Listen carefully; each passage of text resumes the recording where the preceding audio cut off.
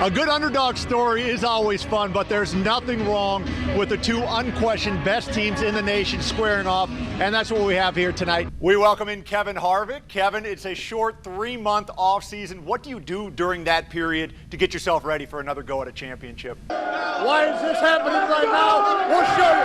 Coming up next, Edwin Sparks. Seneca Millage, look into that camera and tell the folks where you plan on continuing your football and track careers. FGCU usually plays with 5 guards on the court at the same time. They rarely pass the ball into the post, and they just about never take a shot that isn't a layup or a three-pointer.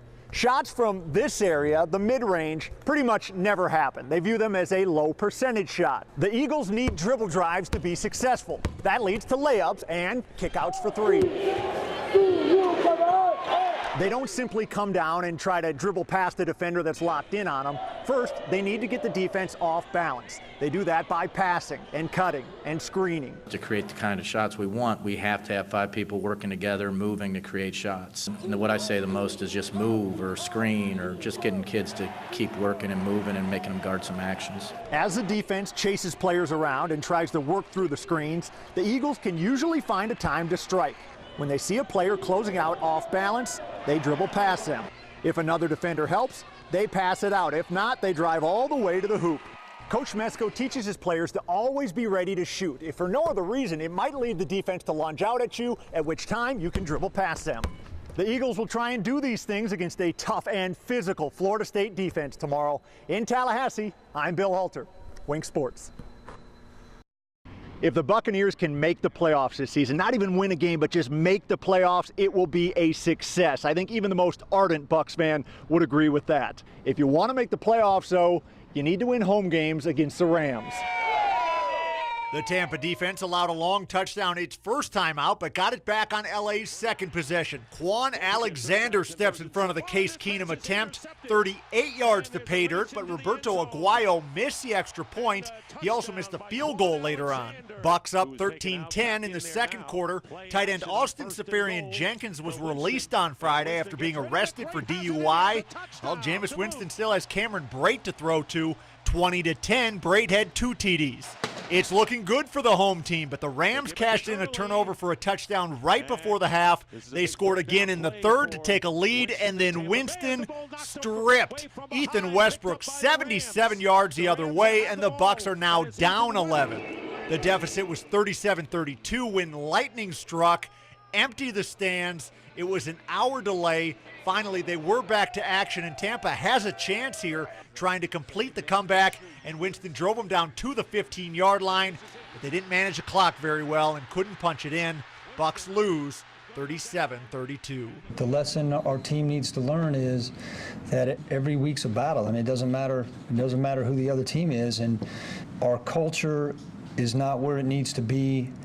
And that starts with me. I'm the head of that. One of the things that was pretty jarring is all the empty seats for the home opener, but I guess that's what you get when you have a 9-year playoff drought. The 1-2 Bucs host the Broncos next week. In Tampa, I'm Bill Halter, Wink Sports. After 24 hours of Teddy Dupay shooting 3-pointers, I have great appreciation for his heart and perseverance, and an absolute amazement for the fact that 3 years ago, a guy from Oregon made 10,381 threes in a day. Teddy didn't even shoot that many. Dupay's body failed him, and it failed him too early for him to have a chance at the record. Every good shot ends with a flick of the wrist. Dupay has done it millions of times, and during his marathon mission, it all caught up with him. My wrist is really hurting. Yeah, getting cramps too a little bit, but just keep plugging away. Dupay's breaks were longer than he wanted them to be as he treated his body with heat, massage, and IVs to fight dehydration. Just not gonna quit. That's it.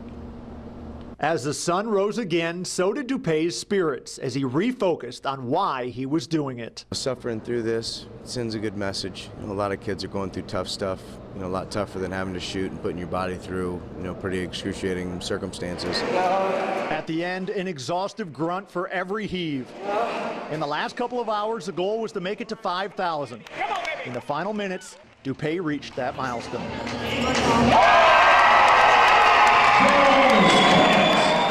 everybody's going to get to that point where even though you say you're not going to quit, a logical person would quit.